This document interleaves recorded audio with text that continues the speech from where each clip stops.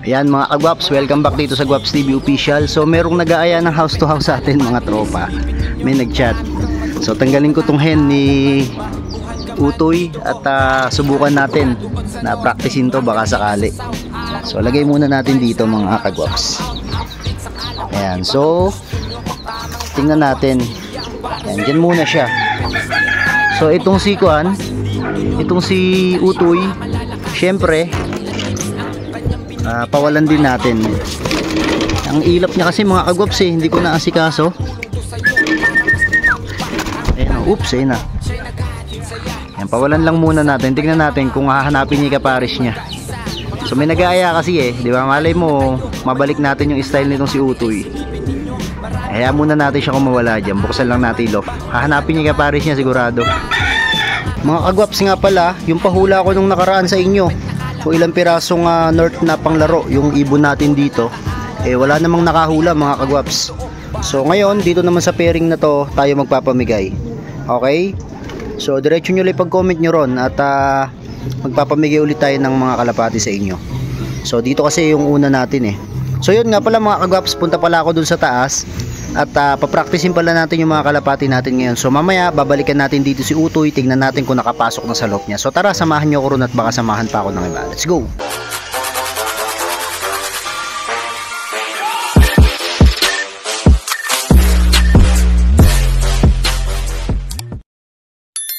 Andito na tayo sa taas ngayon mga kagwaps. Sobrang init ng panahon mga kagwaps, kaya napakahirap ngayon dito sa itaas ng loop natin. Pero ganun talaga mga kalapatids, mga kagwaps, talagang sakripisyo naman talaga sa pagkakalapate. Kahit mainit, talagang kailangan natin na tingnan at asikasuhin yung mga ibon natin. Bago natin practicein mga kagwaps itong mga young bird natin, bago natin i-viewing, so magpapatuka muna tayo ngayon mga kagwaps para wala ng problema. Tingnan nyo mga kagwaps tong mga kalapate ko, mapapansin nyo na talagang sumusunod sila sa patuka.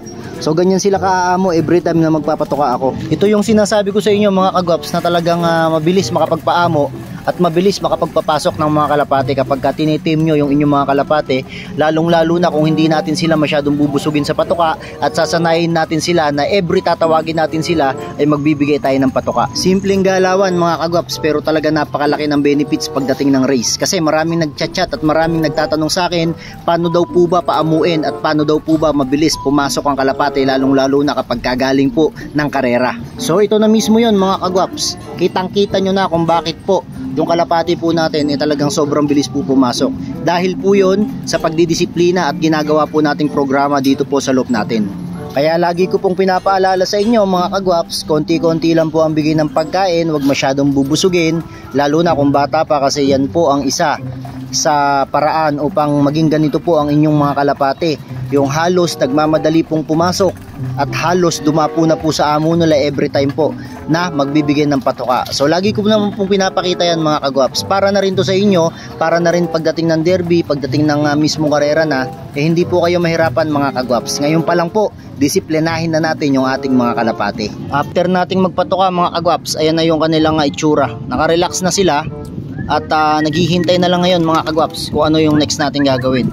So basta tumuka sila, ganyan na ang kanilang style mga kagwaps. Pero syempre kapag pinituhan ko to, lalapit pa rin sa atin to, kasi nga hindi naman ganun karami talaga pinapakain natin every time na nagtitraining tayo. So ang susunod natin gagawin mga kagwaps is ilalabas natin dito yung ating mga young bird sa loop natin. So ito mga kagwaps yung pinakamahirap sa mga fancier, yung pag-viewing at pagpapractice ng mga kalapate, lalong lalo na kapag ganitong sobrang init. Imagine niyo 40 degrees dito sa lugar namin dito sa Nueva Ecija, nasa rooftop ang aking kalapatihan. Tapos pupunta tayo rito para mag-viewing ng ating mga kalapate. So ngayon ang naisip nating paraan, dahil sobrang init ngayon mga kagwaps, inakyat ko na naman yung ating mahiwagang viewingan at dyan natin sila ilalagay mga tropa. Pero sa tingin ko hindi sila pwedeng tumagal dito ng hanggang 2 oras to 3 oras, kasi sobrang init mga kagwaps, siguradong maiinitan yung mga ibon natin or mahihirapan hihingalin. Kaya ang gagawin natin ngayon, siguro mga nasa 30 minutes to 45 minutes lang natin silang ibababad dito. Ibibilad natin sila sa araw para lang mapamilyarize sila dito sa pwesto at itsura ng kanilang loop mga kagwaps. So ganun lang muna ang gagawin natin, huwag nating masyadong madaliin. Second batch ng ating mga young bird mga kagwaps, grabe sobrang init dito sa amin mga tropa mga kagwaps. So maitim na rin tayo sa pagkakalapate, pambihira. Walang magagawa mga kagwaps ito talaga yung mahal nating laro. Kaya kahit na mainit, kahit na umitim tayo, total hindi naman na natin kailangan magpapogi mga kagwaps. Kaya nga diba, Gwaps TV na nga huwag na magpapogi. So tingnan natin to mga tropa, tapusin ko lang na mag-viewing at ilagay dito yung mga ibon natin. And then papakita ko sa inyo. Sobrang init mga tropa, nahirapan ako. Ang ganda, white flight pa to mga kalapatids. Sobrang init dito sa pwesto natin mga kagwaps. Pero ganun talaga, sakripisyo. Ayan, okay na, tapos na. So pakita ko naman sa inyo ngayon yung ating mga young bird. Grabe yung sikat ng araw mga tropa. Ito yung mga young bird natin. So ilang piraso to? 2, 4, 6, 8, 10, 12 13, 14, 15. Ayan, 15 tong nandito. And then meron pa dun sa loob yung mga sanay na. Tapos meron pa dun sa baba mga kagwaps. Ang dami nating panglaro ng norte ngayon mga kagwaps. Hindi ko na natingnan si Utoy kung nakapasok na ron mga tropa. Pero silipin naman natin to, yung ating mga lumilipad na rito sa loop. So meron tayo ritong 5 piraso, nakalimlim yung isa. 6 na piraso dapat to 5 yung andito. Parondahin natin sila mga kagwaps. Yun, rumonda na yung bagong ibon natin. So yung nag-iisa na yun yung ibon na bago, yung vlog ko nung nakaraan mga kagwaps. Rumuronda sila ngayon mga kagwaps sa gitna ng init ng araw. Maya maya bababa na rin to, siguro baka nasa 15 minutes lang din naroronda to. Eto na mga tropa, pababa na rin sila Eto, nauna yung checkered, bumaba. Si MacArthur pala mga kagwaps nung nauna. Ayun So nakikita nyo yung stick natin, ayan pang force play natin. So mabot naman sila ngayon ng 15 minutes mahigit mga tropa. Kasi pag ganitong magugulang na at galing na rin sa karera, mga tamad ng magrondahan to mga kagwaps. Kaya nagpo-force play din tayo. Eto na rin yung iba mga kagwaps. Nakabukay mga bibig sobrang hingal nila. Hirap na hirap yung mga ibon natin. Kitang-kita nyo naman kasi talaga yung tama ng araw. Saka kahit sa lugar naman ngayon dito sa Pilipinas mga kagwaps, talagang sobrang init naman. Ayan, papasukan na rin sila. So yung isa natin, yung bago, medyo matagal talaga mga kagwaps na pumasok yun. Kasi nga, baguhan pa lang dito sa loop natin. Saka hindi pa siya sanay sa hirap. Every time na rumuronda siya, nagpapahinga siya dun sa taas. So yung nasa ibabaw na yan, yung nakita nyo bukang-bukay bibig, hingal na hingal, si Pakito po yan mga kagwaps.